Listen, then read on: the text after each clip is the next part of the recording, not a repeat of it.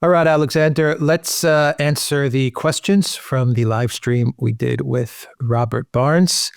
And let's start things off with Nikos. And this is it's about a seven-part question, 8-part question. Good. 8-part question.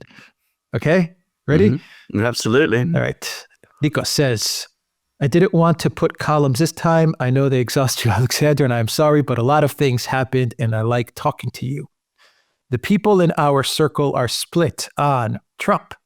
Larry Johnson, Colonel Davis, Scott Ritter support Trump.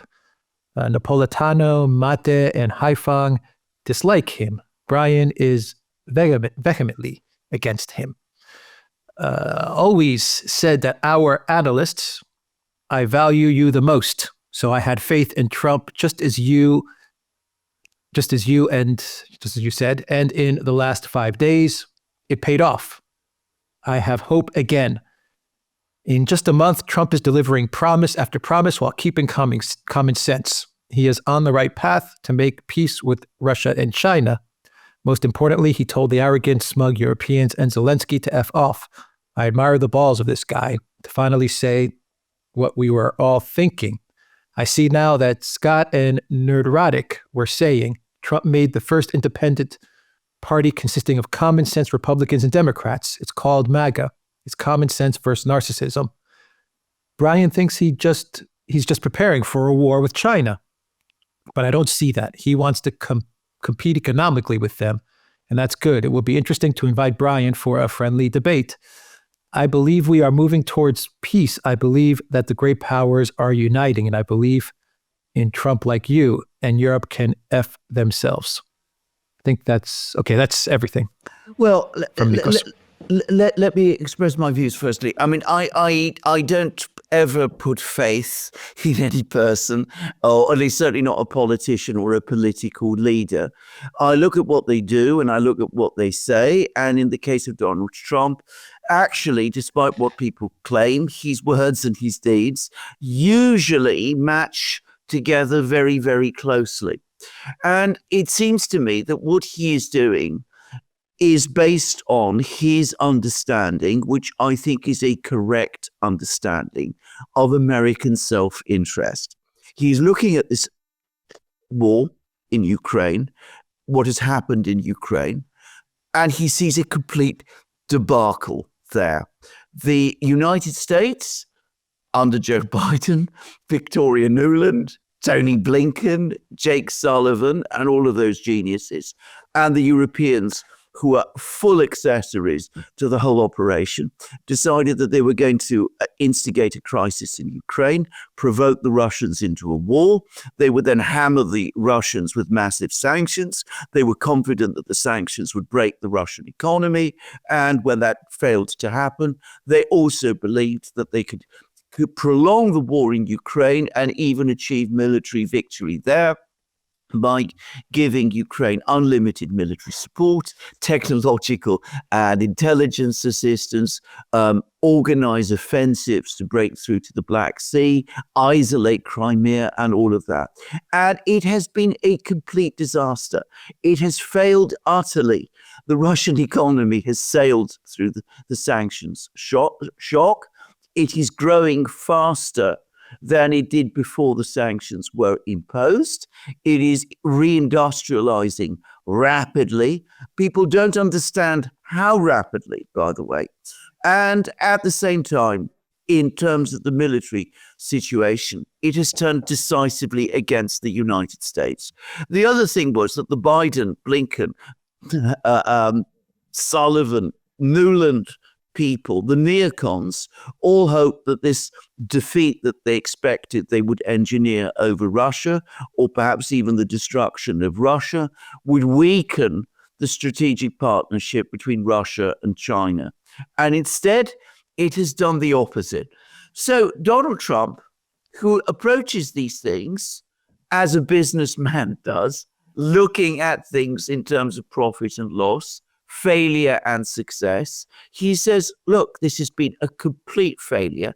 It has been a complete disaster.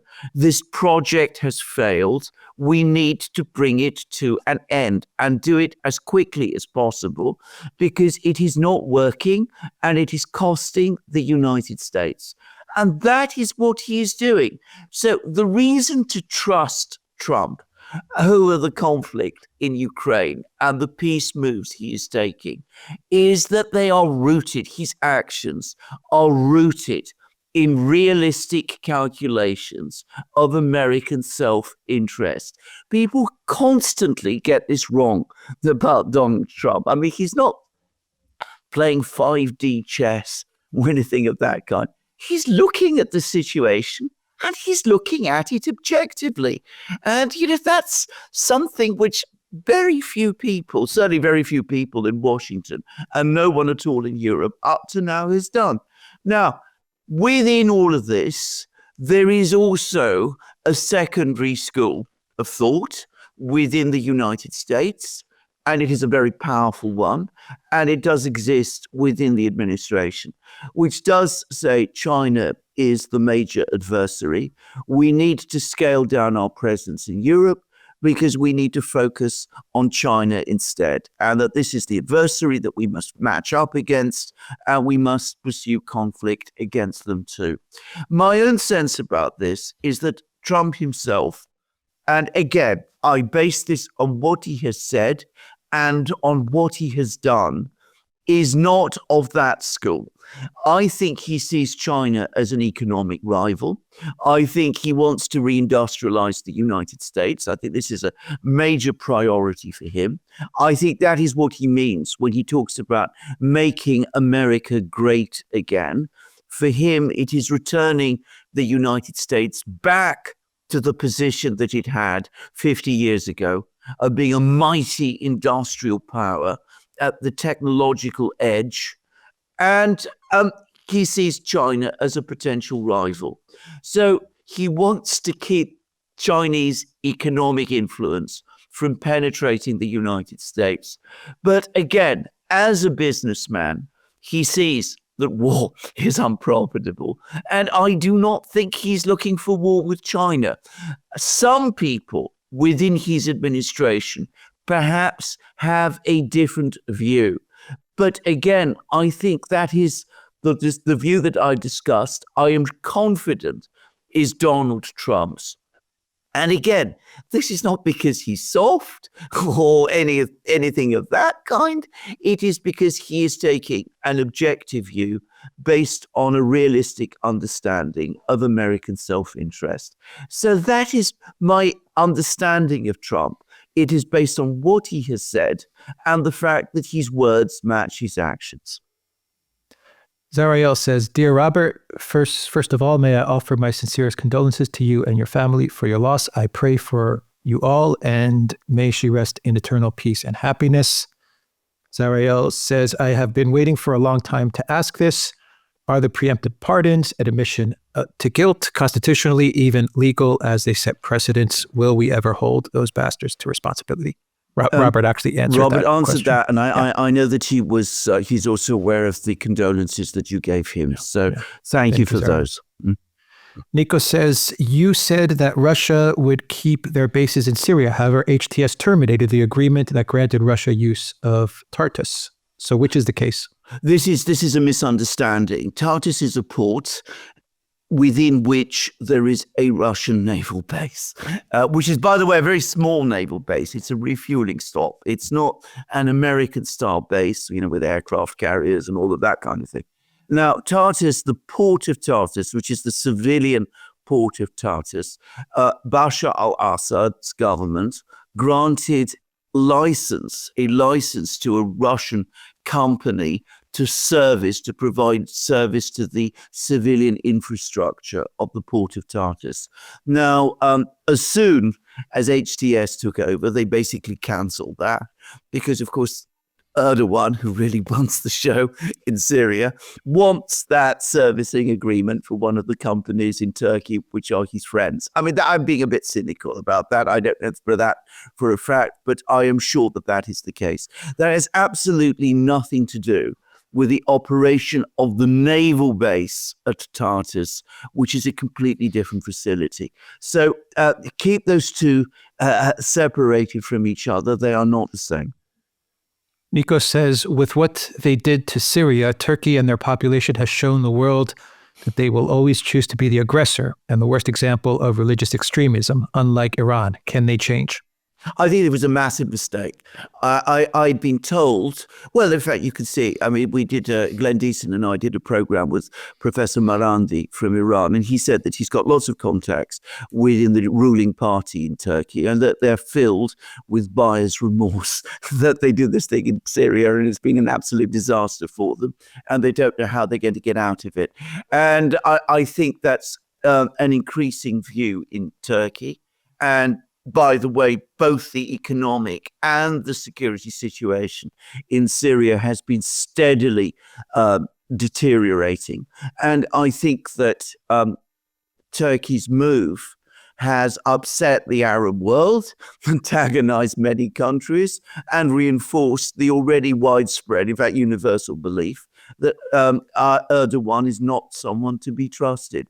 So I think it was a huge mistake.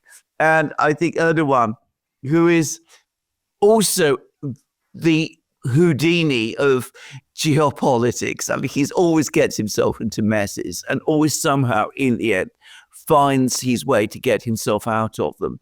This one is going to be very, very difficult to get out of, but he's going to try and get the Russians to help him, which is why he's got Al-Jalani, President al-Sharaa, as he now calls himself, to agree with the Russians that they can keep the bases. Tish M says, currently working justice for Gonzalo Lira and defund the genocide. Thank you, well, Tish, absolutely. Yep. Let's hope that there's a proper investigation of what happened in the State Department now about Gonzalo. Can I also say, never forget, he was an American citizen. The State Department had a legal obligation to ensure his protection, which we know they showed no interest in doing. Anyway, just that was a quick interruption. Yeah. Thank you, Tish, for that amazing super chat. Inga Pesner, thank you for that super sticker. Nino says, I said it here first, Russia and the U.S. will form a new world security alliance, NATO revamped, that includes Russia, or a spin-off of NATO. Well, we will see. I don't think the Russians are interested in getting into an alliance with the United States. This has been something that the Russians, who are very, very concerned to maintain and preserve their independence, will try to avoid. And an alliance against whom? Against China? Russia has excellent relations with China, which it doesn't want to jeopardize. About the Europeans, I think the Russians frankly don't care. So what the Russians and the Americans want to do, and I think this is probably goes well beyond Trump, by the way, is that they want to reestablish relations. They want stable, secure relations with each other because that serves the interests of both. The neocon fantasy of breaking up Russia into little pieces, using that to isolate China and ruling the world, that has failed and that has gone. KM says, what are Robert's thoughts on the Hannibal Directive? I think he did discuss this actually, but anyway, we might touch it on him later. I'm not sure what it is, by the way, just to say. Matthew says the Duran has been criticized for their faith in Trump. Brian Berletic offers a bit more of a pessimistic view. Trump appears to be involving Kellogg in negotiations. Why the faith in the U.S. system? Well, first of all, I let me repeat again what I said before. I'm not somebody who makes assumptions about political leaders based on faith. I mean, faith is something that belongs to one's religious feelings and religious sentiments, and in these people, I have none. I again come back to what I said. It's based on an assessment of genuine American self-interests. Now, The United States is a very, very complex country. There is Donald Trump, who has his ideas. There are other people within his administration who continue to hanker for a conflict with China, and they do exist. There are the neocons who have not disappeared. I mean, there are still neocons in the United States, and they are still allied with the Democratic Party and with factions within the Republican Party. And one cannot be certain that those people will not come back. But Donald Trump has been burnt by his experiences with these people. They tried to jail him. They made his previous administration impossible. They jailed many of the people who were either his friends or had been his supporters. He has no reason to like these people at all. And besides, his policies are based on a realistic understanding of American self-interest. The word self-interest, notice, is the one that they are using, the Trump people are using all the time. Marco Rubio used it in his interview with Megyn Kelly. And I think that is right. I think this is based on realistic self-interest. And when countries act on self-interest, that tends to prevail ultimately over the more fantastic preoccupations of people like the neocons, whose ideas are not based on realistic understanding of self-interest, but on paranoid utopias. Elza says Ursula had talks with Kellogg, who was in charge of carrots and sticks, but not in serious negotiations. Ursula agreed to spend more money on Ukraine. You know, Kellogg, it's really so funny because Kellogg himself has said this, that, you know, there's two different teams operating. There's one that does the serious business of negotiating with the Russians. And then there's Kellogg, whose job is to work the Europeans and the Ukrainians. The Europeans still haven't understood that Kellogg isn't the person they need to talk to. The people they need to talk to, by the way, obviously they need to talk to Donald Trump and Marco Rubio and those sorts of people, but they also need to talk to the Russians. Putin has just given a press conference in which he says, you know, these people complain that they've been excluded from the discussions. Who is excluding them? They're excluding themselves. All they need to do is appoint a representative to negotiate and send him to meet the Russians in Moscow. The Russians have always said they're happy to receive such a person. It's the Europeans themselves who insisted that they will not negotiate at all. And now they're complaining that as a result, they're not included. Well, you know, you can't have it both ways. Kim Thomas says, thank you to the Duran for staying on it. Osak says it doesn't get better than Robert Barnes on the Duran. I agree. Paul Walker says the EU-Ukraine held peace negotiations without Russia, but as soon as Russia and the US do it without the EU-Ukraine, they drop their collective obvious. Are they that blinkered to their own hypocrisy? Well, they are. I mean, you're absolutely right. We had a whole series of these Jake Sullivan organized them, a whole series of so-called peace conferences, peace summits, starting with one in Copenhagen and ending with the one in Switzerland, in which the Russians weren't invited to participate. I mean, that was truly absurd. But that was the approach they took, that they weren't going to negotiate with the Russians. They were going to impose terms on them. The result is that they engaged the Russians in a war, which they have now lost. And they find that the Americans and the Russians, as a result, are talking with each other. And they've been excluded from those discussions. Well, who is responsible for that, if not the Europeans themselves?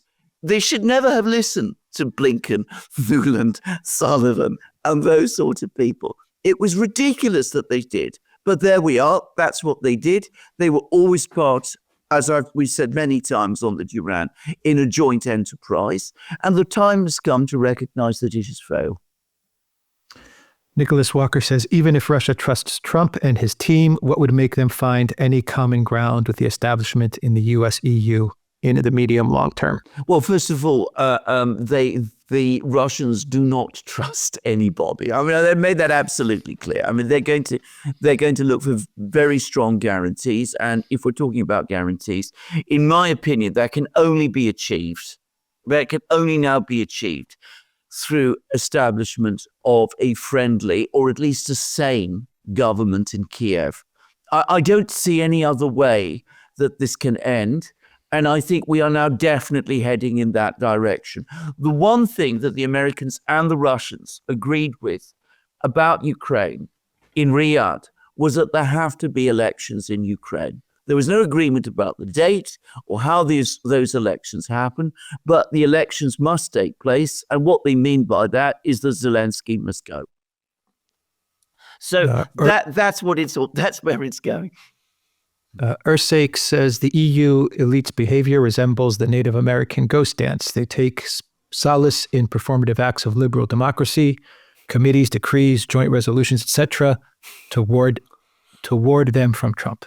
You're absolutely correct, except, of course, they weren't even able to make joint resolutions because they all met pompously in Paris and then immediately argued with each other. So, I mean, they weren't even able to do that.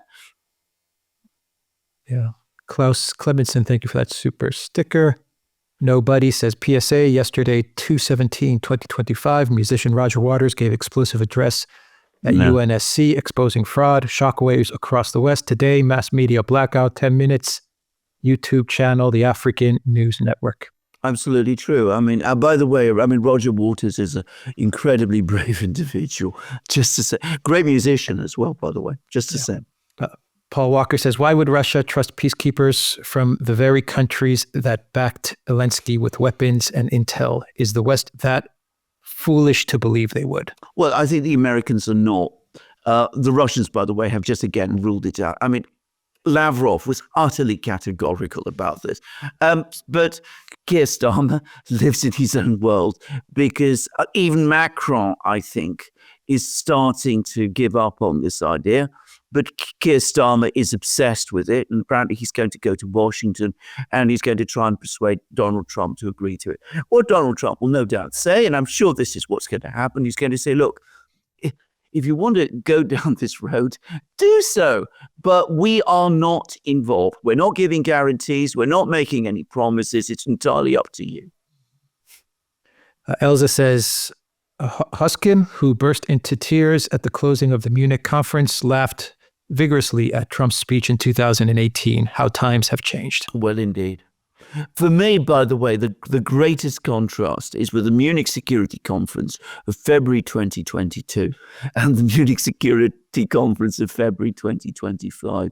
3 years from euphoria to meltdown.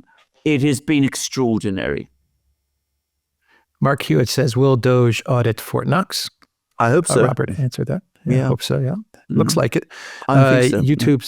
YouTube Sucks says, Trump is making a technocracy. The Doge exposure is doing what AI will be doing when Trump leaves office. Exposing the empty Fort Knox will bring on the new currency implementation. I understand that one of the things that Doge is using in all its investigations are AI tools which enable them to track all the money trails. Just to say, they are able to do it much more efficiently and much more quickly than could have been done previously. So that's all very interesting. Nino says the Mad King is too much of a liability now moving forward. My bet is he won't make it to elections. Russia and the U.S. will agree to the disposal. I agree.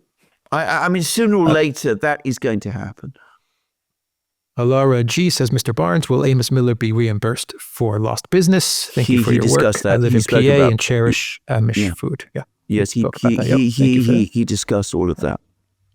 Mark Hughes, thank you for that super sticker. Life of Brian says, if Europe goes into full sabotage and takes up the U.S. AID slack to finance U.S. Democrats, does this give cover for the U.S. to leave NATO? Yes. Ultimately, I mean, this is again the thing that people have not been noticing. But if you look at the comments that were made both by Hegseth and Vance, what they're basically, Hegseth said, you can't expect America to remain in Europe forever. A statement of the obvious, but still one received with total horror. And Vance said, look, if we're here to defend you, we've got to ask ourselves now, what are we defending? Because you're clearly not democracies anymore. Sparky says, Robert, is President Trump holding back to help ensure Kash Patel is confirmed? As difficult as it is to believe, is it going to be a case of, to quote Al Jolson, you ain't seen nothing yet? Well, I think this is the last big test. He's got there's the two big confirmations that are still pending. Kash Patel for the FBI, Eldridge Colby for Assistant Secretary of Defense for Policy. And, well, we'll see whether he gets them over the line. Mitch McConnell is looking very, very isolated at the moment, but you can never be certain about these things. At least I can't be certain about these things until they happen. Al Gonzalez says, Barnes, New York sources say there could be a secret federal grand jury convening to indict Zelensky for monetary crimes if he continues to get in the way. Well, interesting. Yeah. Maria S., thank you for that super sticker. Sparky says, Robert, when Fort Knox is audited, will they find Goldfinger sitting on top of the gold, or will they find a bunch of empty storage rooms? Well, a very good question. They'll probably find Goldfinger and Oddjob and all of those people. Yeah. They're all still there in empty rooms.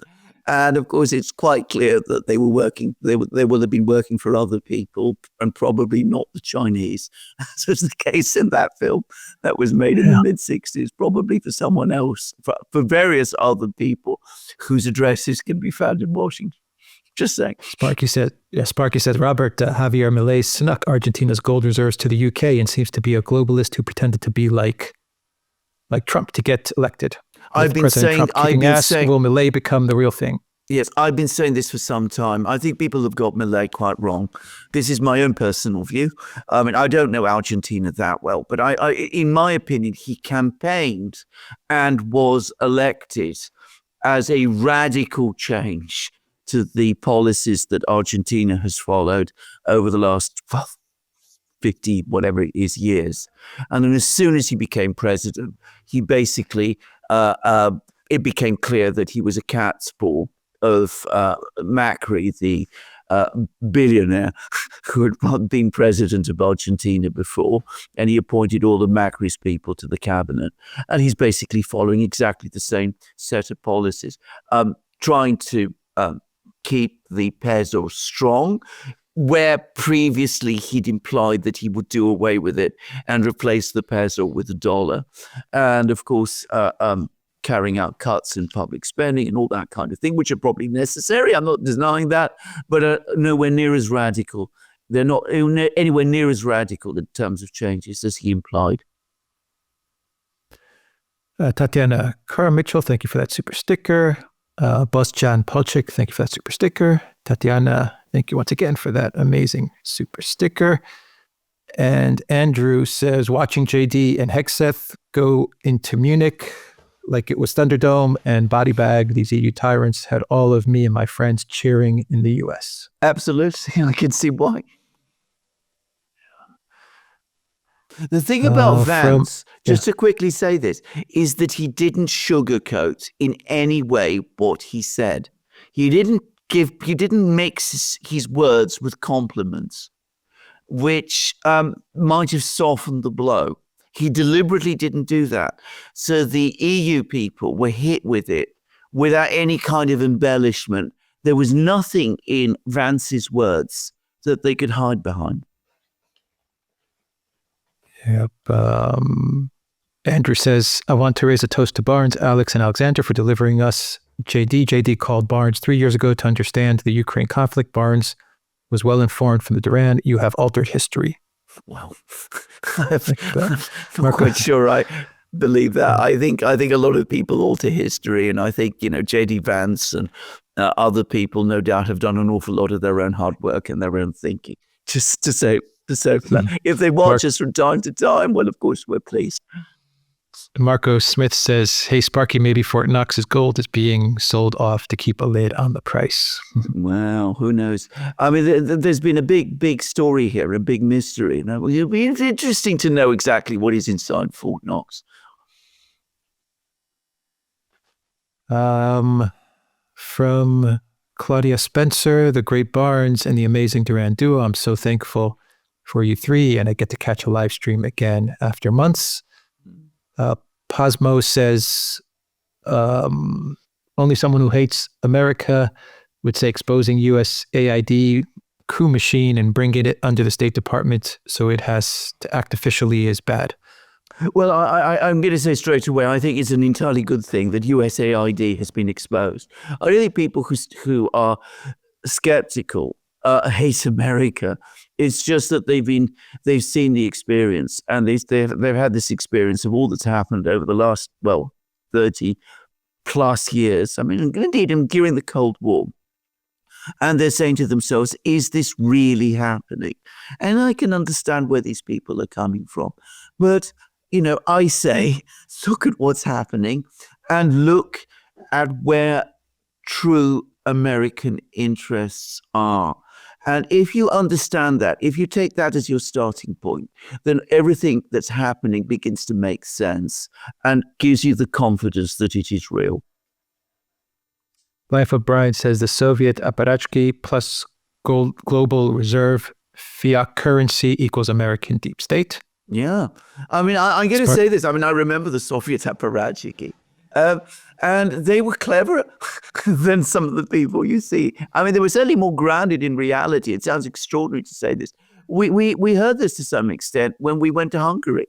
We met, I'm not going to say which official, but he said that, his father, who had also been an official, had dealings with people in Moscow, officials in Moscow, and that they were cleverer than the ones in Brussels. It's true. Claudia Spencer says, the great Robert Barnes and the amazing Duran duo. Thank you for the live stream. Thank you for that. Sparky says, correction, Millet pretended to be like Trump to get elected. I'd stuck an unnecessary comma in there. Sorry about that. Oh, it's not difficult. It's not difficult. Let's see. Martin Middle says, what is happening with Kash Patel? Yeah. Robert answered that. Well, he answered that one, Yeah.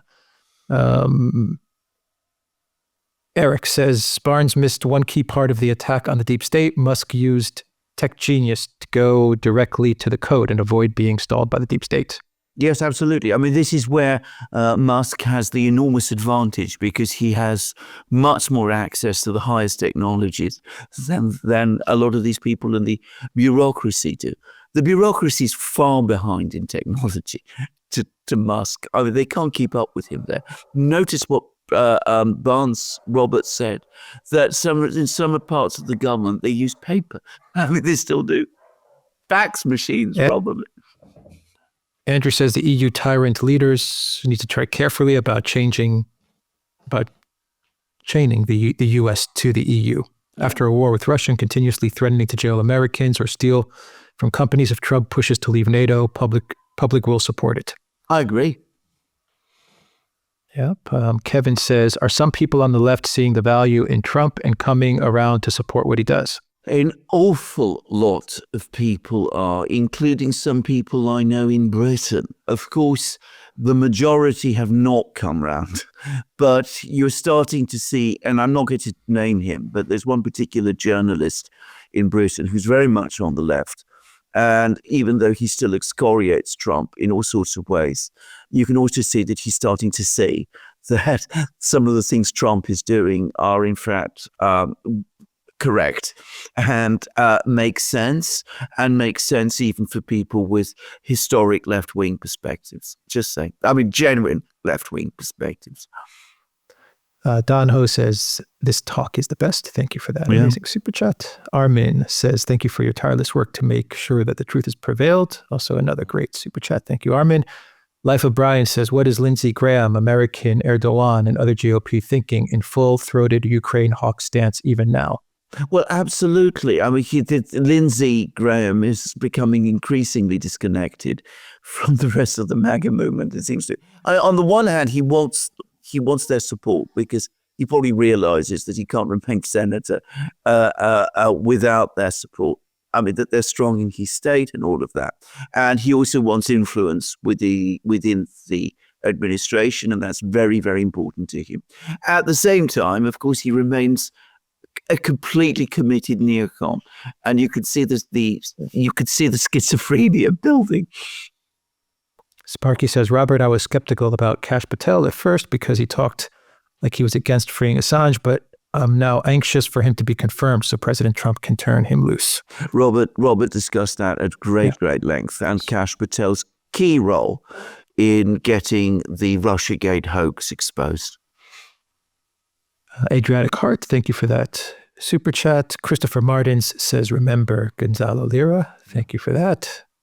Sparky says, Robert, Soros set up NGOs in Eastern Europe to foment discord during the Cold War for the CIA and helped them ever since. Think Soros, think CIA. Elza says, non-existent European armies can fight the North Koreans. That's true enough. Sure. That's very well put, actually. Andrew Piscadlo says, Alexander, you should look at a career in comedy. I listen to your 1.5-hour breakdowns daily, and your mocking dry humor of these EU clowns have nearly caused a hernia from sudden laughter. Thank you for that. Well, I as I said, I have humor. I don't think I have a comedic gift. There is a difference between the two, but I mean, sometimes, and I have to say this, the EU clowns, as you put it, I mean, invite it on themselves. Their behavior is sometimes so absurd that it's impossible not to talk about it in a way that exposes their absurdity. Mark Hewitt says, given the trove of 2,400 new documents found by the FBI, what do you think the upcoming JFK documents revelation will reveal? I am not sure, but I think it is going to reveal an awful lot. I think people who think that we are not going to get more important information are going to turn out to be wrong. I don't believe that we're going to get the full story. I don't believe that the full story exists in any documents in Washington. If there were documents that set out the full story, those have probably been destroyed long ago, and we need to be ready for that. But nonetheless, we can still find out all kinds of things. And of course, we can also look at where the gaps are, and that in itself can be quite revealing at times. Alid Marwin says, the people do not elect the president of the U.S. It's done by electors and electoral college, totally undemocratic. The unitary executive will be nothing more than a dictator. Well, I don't agree with this. I do understand the point about the electoral college, and I think there is some element of truth in this. But I don't think the president of the United States can ever be a dictator, because the president is subject to elections. And yes, there is the electoral college, but the people will indeed have their say. And how else do you call the president to account? Bear in mind that without the presidency, which is an elected institution, you are basically allowing the permanent structures of government, the deep state, if you like, to run things, which is exactly what they have been doing, with the results we all see. From Udo Stevens, thank you for that super sticker. Ralph Steiner says, U.S. joining Russia is a devastating blow to Ukraine. Telling me. Yeah. I mean, it's terminal. I mean, if the Americans stop providing military and financial aid, it's over. Yeah, Ralph Steiner says USA is joining the side of Russia now against the UK. Well, I don't want to dwell on this, but I think our government has completely taken leave of its senses. I mean, the moment there is a huge row between the United States and Ukraine, what does our prime minister do? He telephones Zelensky and offers support. I mean, that is idiocy. To get between Trump and Zelensky whilst they're having a row, I mean, it is beyond foolish. From Sparky, two-part, Robert, the 1996 Atlanta Olympics were financially well run, so offended globalists. Did a young Chris Ray and Atlanta elite feel guilty about their disappointment leading to him being a globalist? I'd ask my brother who knows him, but he'd think I was up to something.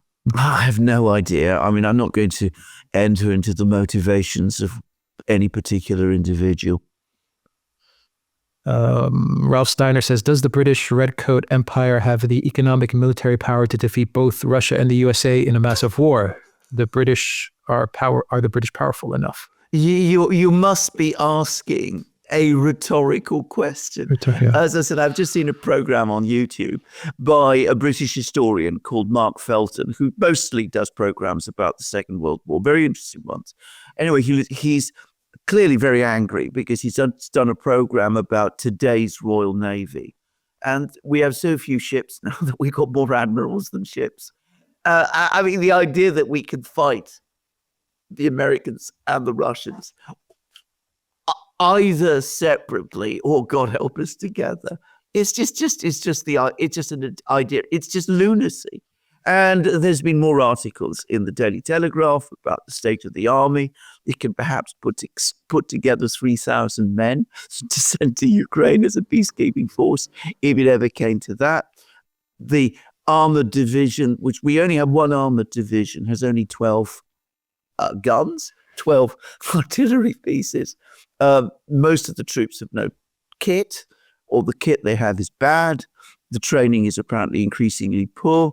The military in Britain is in a deplorable condition. And that is true of militaries right across Europe. Apparently the German military have just advised Scholz that they're in a worse state than they were in when Ursula was in charge, which is saying something.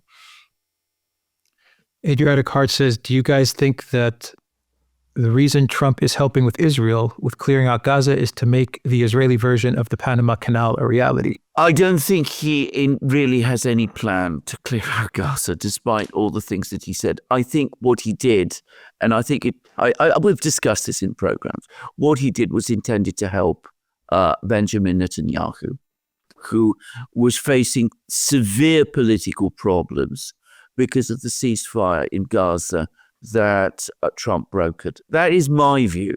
I understand that Robert has a different view, but that is my view. Zariel says the EU is just plain arrogant. End it. Yeah, absolutely. Boa Omega says rest in peace to the PU. Yeah.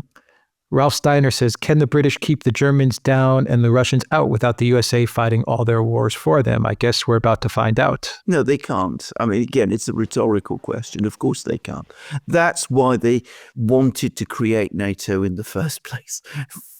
I mean, remember, it's Lord Ismay, who was a British politician. He was a British military person, by the way, who actually came up with the phrase, that NATO's purpose was to keep the Americans in, the Russians down, and the Germans down and the Russians out.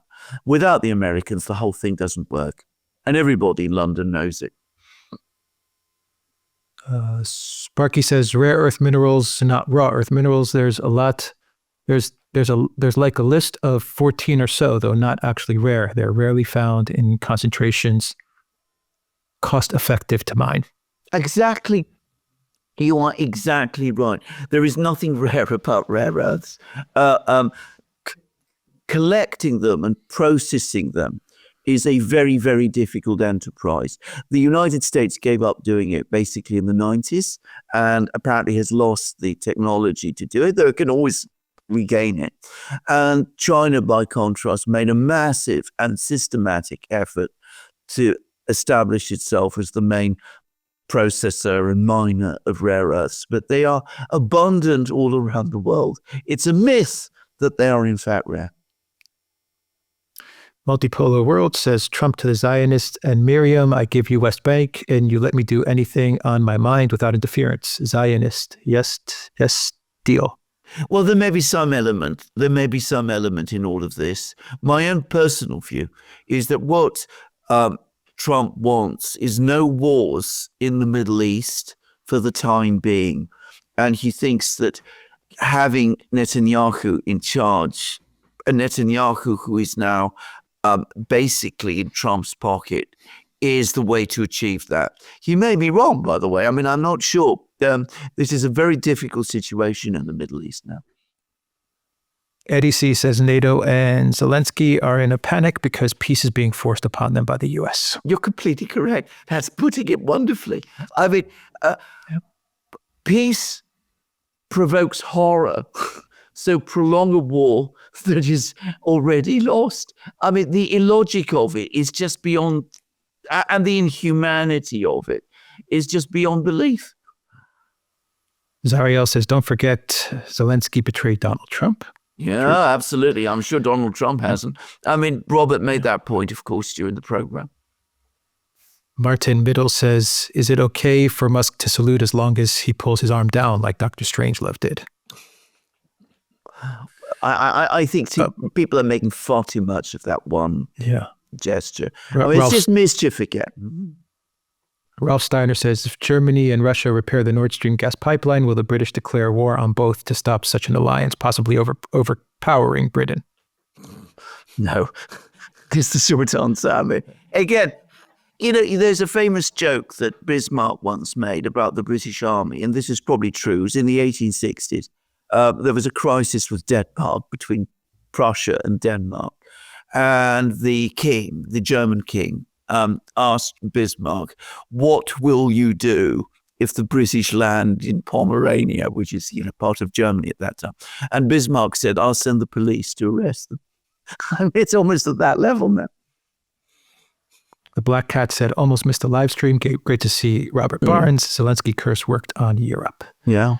True. Ralph Steiner says, the British Empire has sworn to defend Ukraine in a 100-year defense pact. British honors now at stake. The world waits with bated breath. Stammer's redcoats spurred on by Churchillian speeches. Of course, absolutely. And we have the Duke of Wellington and the Duke of Marlborough who are going to lead the charge, and it'll be the second battle of Balaclava and all of that. I mean, your irony, because I can detect your irony, is absolutely justified. I mean, these are absurd dreams. Leftovers from the 19th century, which have no place in modern statecraft. Moeli says, hi, what's your take on the 4 big 3 Trump, Putin, Xi meeting? I think it would be a great thing. I would have Modi along as well, actually, because though I agree, China, Russia, and the United States, obviously, are the 3 great powers. I think India is important and should not be overlooked. Joe Public, thank you for that super chat. Joe Public also asks, are public-private partnerships fascist? No, I don't think that they're fascist. I think we shouldn't go to those lengths and talk in that kind of way. I mean, I understand where you're coming from, because, of course, Mussolinian fascism was all, you know, was based on ideas of corporatism and that kind of thing. Though that fascism that was, you know, that conception of fascism that developed in the 1930s was not the same as private-public partnerships in the modern sense. But, you know, we shouldn't just say that because something like that existed in the 1930s in Italy, and, you know, the Italians at that time claimed that it was the foundation of fascism. It has any real analogy to the situation today. People overuse these comparisons. SB Farmer says, what does it matter if Fort Knox is empty or full? Well, I think I discussed this. I think that the United States and the dollar could still function even if Fort Knox is empty, because the dollar is not tied to gold. But it will be a big blow to the credibility of the system. And of course, if it is indeed empty, then there can be questions asked and investigations launched. And it'd be very, very interesting in the United States to see what answers come out of the process. Ralph Steiner says, George Galloway says that British lads shouldn't go dying in Ukraine to support the bankers in the city of London. Is this why the Americans started yanking their gold out of the Bank of England's LBMA? Well, indeed, yes. I think there's some element of truth in that. And of course, George is absolutely right in what he says. Matthew says, war between NATO and Russia in a few years? No. I think one could see that as a very real possibility last year. I mean, just think, this time last year, I mean, it really did look as if for a time, you know, we would have French troops sent to Ukraine. And then in April last year, we had the first discussions about missile strikes on Russia. We came dangerously close to some very, very scary things. And it was Putin's discipline and self-confidence and self-restraint which played an instrumental role in getting us through that terrible period. And of course, Donald Trump's role in winning the election and bringing us back to sanity. And, we should acknowledge this. Ralph Steiner says, at Sparky, maybe they will find Pussy Galore in Fort Knox. Very true. Arcane Eclectic says, please kindly inform Mr. Barnes that the very, very last thing Canadians want is to join the US. I mean, very last thing. Well, Eddie C says, Zelensky has a cheek to be upset because he wasn't given a seat at the negotiating table. Didn't he hold a peace summit and didn't invite the Russians? Absolutely true. Completely right. Repeatedly. And he still refuses to rescind his decree refusing negotiations with them. So Jeff what is he Beckford complaining about? What is he complaining about? Jeff says, is there any further investigation into the attempts in Trump's life? Can Trump safeguard himself from the 7 ways to Sunday this time around? I think Robert did touch on this. I hope there will be proper investigations. Robert said that, the other files that need to be opened are the files that will look into those assassination attempts. Jeffrey Jordan says, what's your take on Al Sharpton meeting with Hochul? He's an activist. He's a news personality, and he's a negotiator. Who knew? I don't know. I don't know about these. I don't know who these people are. Yeah. I'm sorry. I haven't followed that meeting. Yeah. Well, Al Sharpton and Hochul. From New York. Matthew says Russia has agreed to not hit any energy infrastructure because the Americans' precious pipeline got hit. Talk of ceasefire. The Russians will make a bad deal. Another war years down the line. This is so completely not true. The Americans came along at Riyadh. We've had this from Lavrov. And they asked Lavrov, can you agree to stop attacking Ukraine's energy infrastructure? And Lavrov said, no, we have that public. Lavrov actually gave a press conference in which he said this. Mm-hmm. You can find it on the Russian Foreign Ministry website. Yeah. Ralph Steiner says if Russia gets its $300 billion returned due to the U.S.-Russian allied alliance against Ukraine, would this cause apoplectic consternation in the UK? Absolutely. I mean, they will be furious about this. I mean, the amount of articles that have been written in the British media about seizing those assets and doing all kinds of things with them. I mean, it's just uncountable. So the British will be apoplectic about this. Some people in Washington will be apoplectic about it also, just saying. Doug Sweet, thank you for that super sticker. Indigo Jones says, the Oracle of London, the Guru of Vegas is such a treat. How would you compare a fall of the EU to that of the USSR? By referring back to Karl Marx's famous phrase, the history repeats itself. The first time as tragedy, the second time as farce. I mean, both were liberating moments in a kind of way. But, the Soviet Union, I mean, it did, this isn't a defense of it. Let me stress this again. But it did have a kind of power and grandeur, if you like, if you will. I mean, it was a gigantic human experiment, maybe a disastrous one, but it was something huge.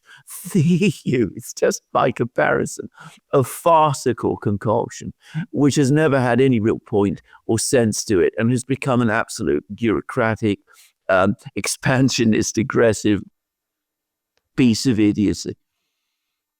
Yero Gabor says the EU must have a place at the negotiating table, otherwise who will serve the sandwiches and beverages for the tired negotiators? Very good. Very good. From Colorado Watch, how can Russia possibly bargain with an unreliable negotiating partner like the U.S.? Trump breaks deals, U.S. breaks deals, Trump is gone in 4 years or less. Well, absolutely. The Russians are saying that all the time. You go to the Russian media, you find all that being discussed every single day. They know this perfectly well. What they're saying to themselves is this. What the government in Russia is saying to itself is this. Trump will be gone in 4 years' time. We don't know who will come beyond him. So let's try and do a deal now and get what we can from it. Because in 4 years' time, that might not be possible anymore. And yes, maybe the deal will be torn up. But if it makes sense for us, then we can build on that and buy ourselves time and strengthen our positions and hopefully at least sort out the issue of Ukraine in these 4 years. So if there's a new administration under the domination of the neocons in 4 years' time, we'll be in a stronger position than the one we are in today. WhatsApp says, many thanks to each of you, Viva and Glenn Greenwald too, for delivering real news on your platforms. It's been an absolute comfort. Is it too late to invest in gold? I'm not going to give investment advice on in any respect. Yeah. USA Now says, heard Mercuris says he can't start to say how depressing to be a resident of Great Britain, having PM Prince of Hardliners Stormer. Have hope Trump will bitch slap some sense into them by 2027. I have great difficulty talking about Keir Starmer without getting angry. Just to say, I mean, about Ukraine, I mean, it just drives me furious whenever I see his latest crazy idea. I mean, he is trying to get Britain into real trouble, and you're now starting to get pushback. And it's interesting where it's coming from, because it's clearly coming from sections of the British military. I mean, where do you think all these articles about the true state of the British Army, which are appearing in the Daily Telegraph, are coming from? They're coming from people within the British military, quite obviously. Bo Burden, 1954, says EU is equal to the WEF. What role, influence does WEF have in all of this? Or is the EU the same as the WEF? The EU and the WEF are joined at the hip. Remember, the WEF was set up in the 1960s as an advocacy group for European integration. When they achieved it, or thought they'd achieved it, in the 1990s, they converted themselves into a group to achieve global integration. So globalization, WF globalization, started with European integration. The Alkali says the EU can't return $300 billion while it's security on loans. So if Trump asks for it, what will the banks do? Well, that's a very good question. I mean, I'll tell you what will happen. Well, the governments, the various EU governments that have given guarantees, and they have, will have to pay up. That's going to be very expensive. Ross Steiner says, how will MI6 and British whittle away their days in the New World? Could they return to Asia and stir up some trouble with the UK Navy elsewhere? You know, MI6, and I say this, it needs to be either radically reformed or shut down. I mean, I would say radically reformed because countries need intelligence agencies, but it has been a sort of terrible intelligence, just to say. I mean, it doesn't work as an intelligence agency. And the things that it has been doing, all that they have done, has been to get Britain into more and more trouble. Now, what will happen to them in the new world, I don't frankly care.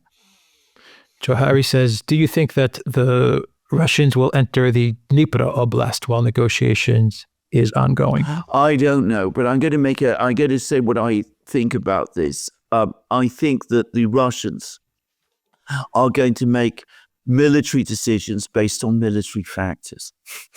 I think that people who think that they make their military decisions based on some kind of political agenda or timetable are completely wrong. I think that Putin controlled the military very tightly in the first few weeks of the war when he was trying to get some kind of negotiated deal with the Ukrainians. When he saw that didn't work, he basically told the general staff, right, from this point on, you're in charge and you run the war as you think best. All right. Those are all the questions from the live stream with Robert Barnes. Thank you to everybody. Thank you very, very much, everybody. Great questions, can I say. Take care.